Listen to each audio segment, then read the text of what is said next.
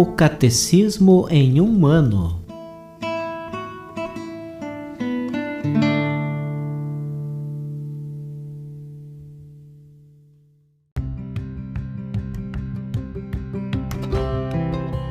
Olá, eu sou o Bruno, seminarista da Diocese de Ponta Grossa, Paraná.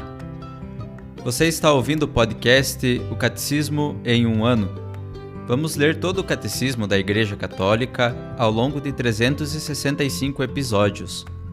Estamos utilizando a tradução em português apresentada pela CNBB em 2013, baseada na edição típica em latim. Baixe o plano de leitura por meio de um link que você encontra na página do Instagram, @o Catecismo em um ano, ou na descrição deste podcast.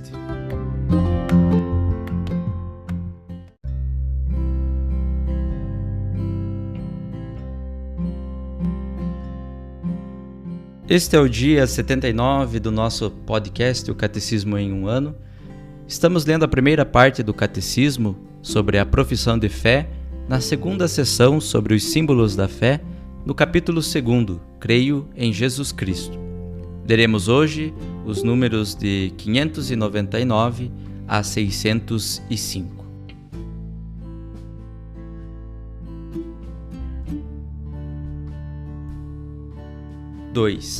A morte redentora de Cristo no desígnio divino de salvação. Jesus entregue segundo o desígnio bem determinado de Deus. A morte violenta de Jesus não foi o resultado do acaso em um conjunto infeliz de circunstâncias. Ela faz parte do mistério do projeto de Deus, como explica São Pedro aos judeus de Jerusalém, já em seu primeiro discurso de Pentecostes. Deus, em seu desígnio e previsão, determinou que Jesus fosse entregue pelas mãos dos ímpios. Atos capítulo 2, versículo 23. Esta linguagem bíblica não significa que os que entregaram Jesus tenham sido apenas executores passivos de um roteiro escrito de antemão por Deus. Para Deus, todos os momentos do tempo estão presentes em sua atualidade. Ele estabelece, portanto, seu projeto eterno de predestinação, incluindo nele a resposta livre de cada homem à sua graça. Foi o que aconteceu nesta cidade. Herodes e Pôncio Pilatos uniram-se com as nações pagãs e a população de Israel contra Jesus, teu santo servo, a quem ungiste, a fim de executarem tudo o que a tua mão e a tua vontade haviam predeterminado que sucedesse. Atos capítulo 4, versículos 27 e 28. Deus permitiu os atos nascidos de sua cegueira, a fim de realizar seu projeto de salvação. Jesus morreu por nossos pecados, segundo as Escrituras. Este projeto divino de salvação, mediante a morte do servo, o justo, havia sido anunciado antecipadamente na Escritura como um mistério de redenção universal, isto é, de resgate que liberta os homens da escravidão do pecado. São Paulo, em sua confissão de fé, que diz ter recebido segundo Escrituras, professa que Cristo morreu por nossos pecados segundo as Escrituras. A morte redentora de Jesus cumpre, em particular, a profecia do servo sofredor.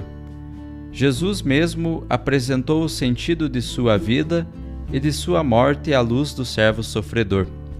Após sua ressurreição, ele deu esta interpretação das Escrituras aos discípulos de Emaús e depois aos próprios apóstolos.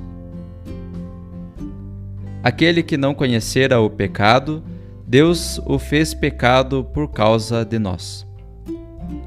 São Pedro pode, portanto, assim formular a fé apostólica no projeto divino de salvação.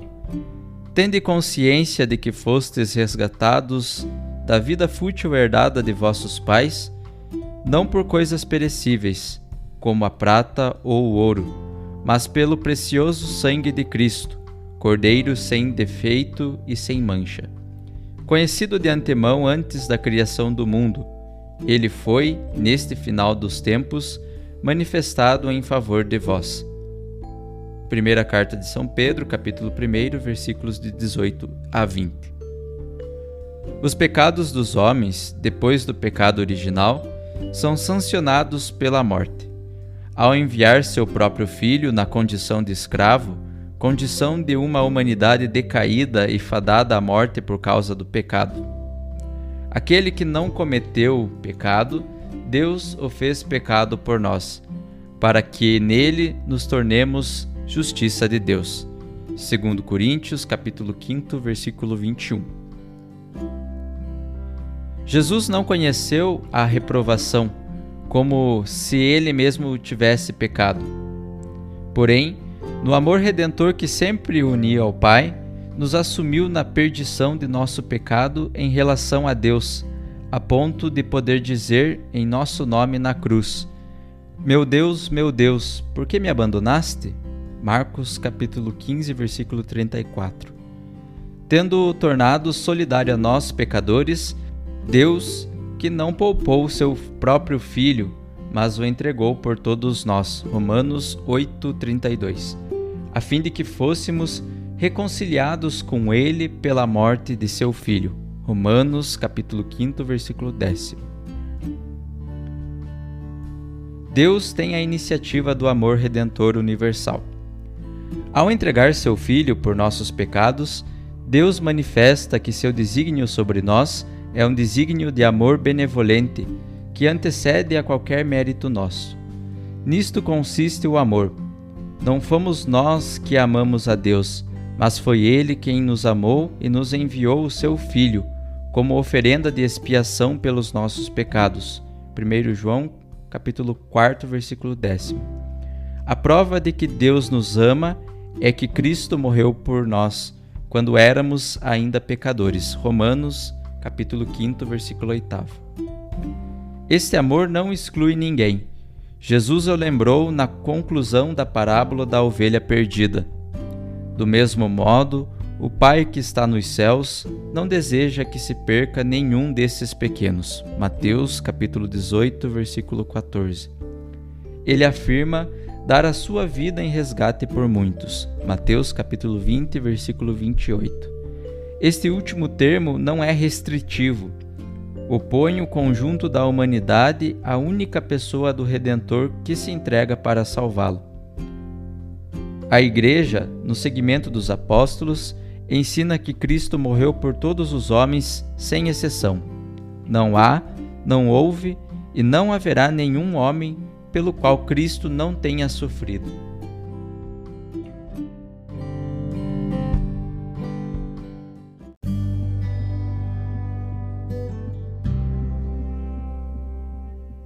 Como comentário adicional para o dia de hoje, ouviremos o discurso do Papa Bento XVI à comunidade hebraica, realizada na viagem apostólica à Colônia, por ocasião da 20ª Jornada Mundial da Juventude.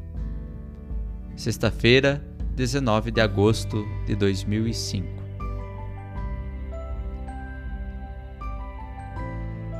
Ilustres autoridades hebraicas, gentis senhoras, ilustres senhores. Por ocasião da minha primeira visita à Alemanha, depois da eleição como sucessor do apóstolo Pedro, manifestei o profundo desejo de me encontrar com a comunidade judaica de Colônia e com os representantes do judaísmo alemão. Com esta visita, gostaria de me referir ao acontecimento de 17 de novembro de 1980, quando meu venerável predecessor, o Papa João Paulo II, na sua primeira viagem à Alemanha, se encontrou em Mogúncia com a Comissão Central Judaica Alemã e com a Conferência Rabínica. Quero confirmar também nesta circunstância que tenho a intenção de dar continuidade, com grande vigor, ao caminho rumo ao melhoramento das relações e da amizade com o povo hebraico, ao longo do qual o Papa João Paulo II deu passos decisivos. A comunidade hebraica de Colônia pode sentir-se verdadeiramente em casa. Com efeito, Esta é a sede mais antiga de uma comunidade hebraica no território alemão, pois soubemos com exatidão que ela remonta à colônia da época romana. A história dos relacionamentos entre a comunidade judaica e a comunidade cristã tem sido complexa e muitas vezes dolorosa. Houve abençoados períodos de boa convivência, mas verificou-se também a expulsão dos hebreus de Colônia no ano de 1424. Depois, no século XX, no período mais obscuro da história alemã e europeia, uma insensata ideologia racista de matriz neopagã deu origem à tentativa, projetada e sistematicamente atuada pelo regime, de exterminar o hebraísmo europeu.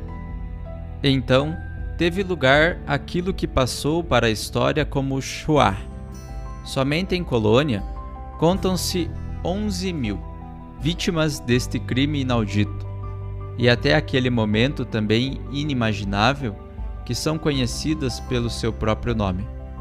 Na realidade, sem dúvida, elas foram muito mais numerosas. Nessa época, deixou-se de reconhecer a santidade de Deus, e por este motivo, espezinhou-se também a sacralidade da vida humana.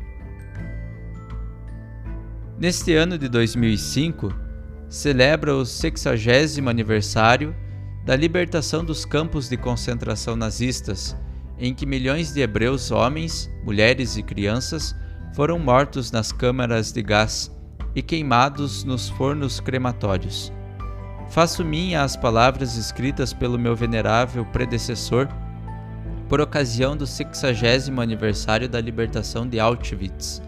E também eu digo, inclino a cabeça diante de todos os que experimentaram aquelas manifestações do Mysterium Iniquitatis. Os acontecimentos terríveis dessa época devem despertar incessantemente as consciências, extinguir os conflitos e exortar a paz. Todos juntos devemos recordar-nos de Deus e do seu desígnio sábio para o mundo, por ele criado. Como nos recorda o livro da sabedoria, ele ama a vida. No corrente ano comemora-se também o 40º aniversário da promulgação da Declaração Nostra Aetate do Concílio Ecumênico Vaticano II, que abriu novas perspectivas nas relações judaico-cristãs, sob o sinal do diálogo e da solidariedade. No número 4 desta declaração, recordam-se as nossas raízes comuns e o preciosíssimo patrimônio espiritual que os judeus e os cristãos compartilham uns com os outros.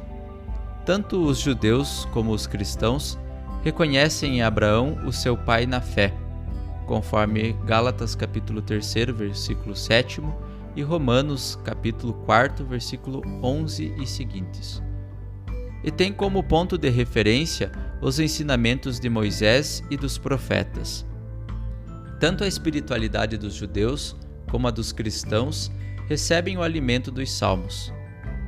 Juntamente com o apóstolo Paulo, os cristãos estão convencidos de que os dons e o chamamento de Deus são irrevogáveis.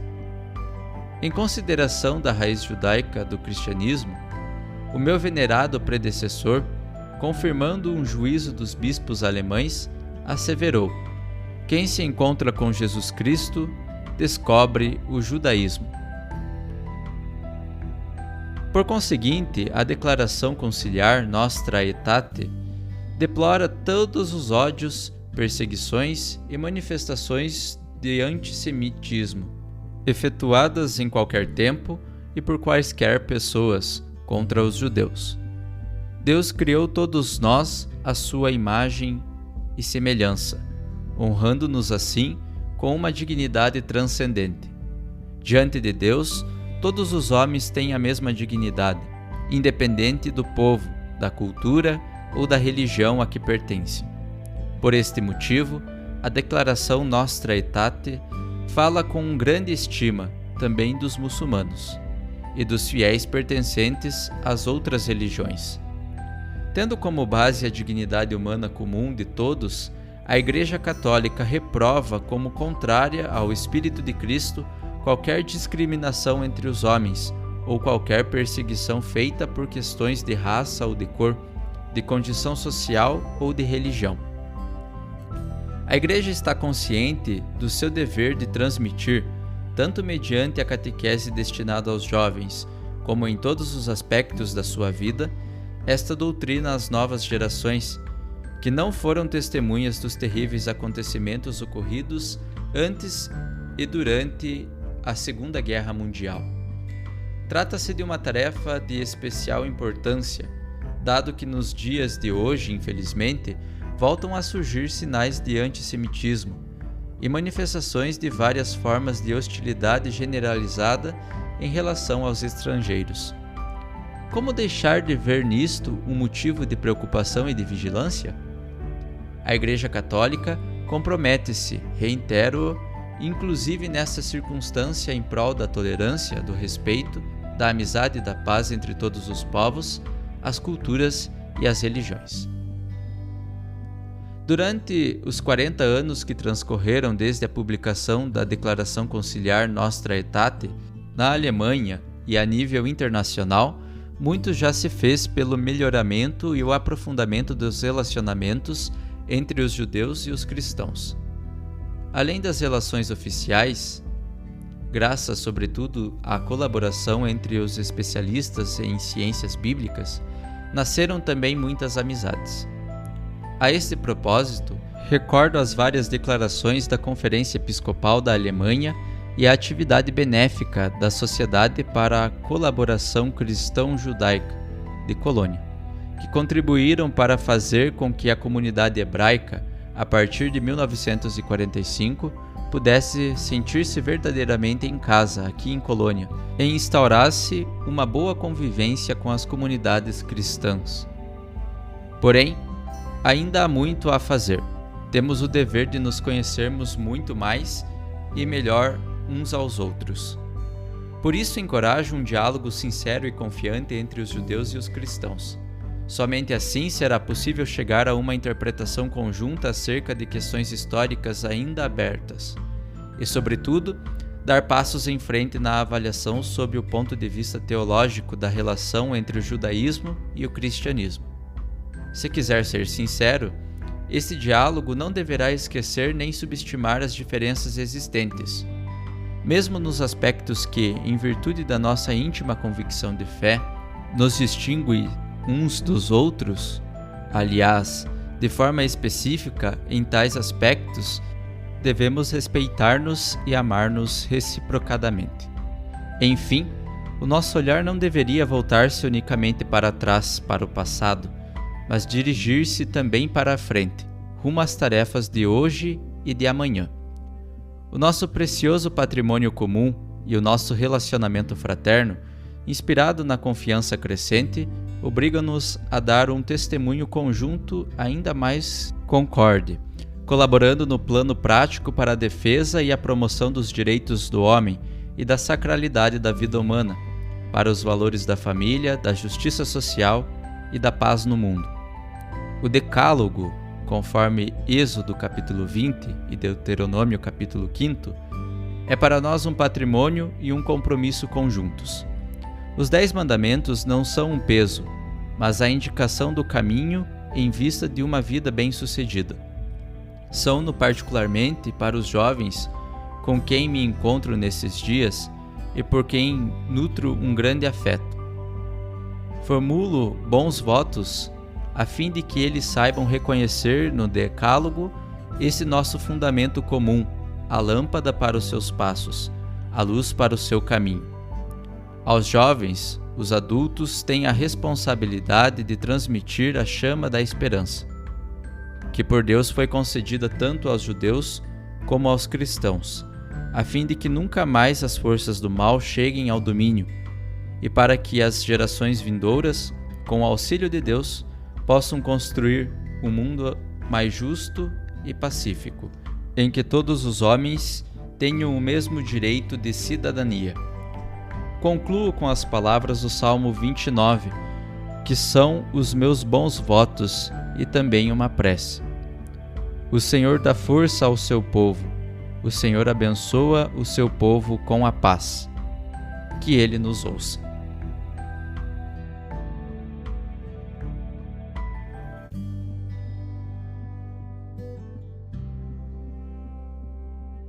Os textos das catequeses papais encontram-se na íntegra no site da Santa Sé, vatican.va.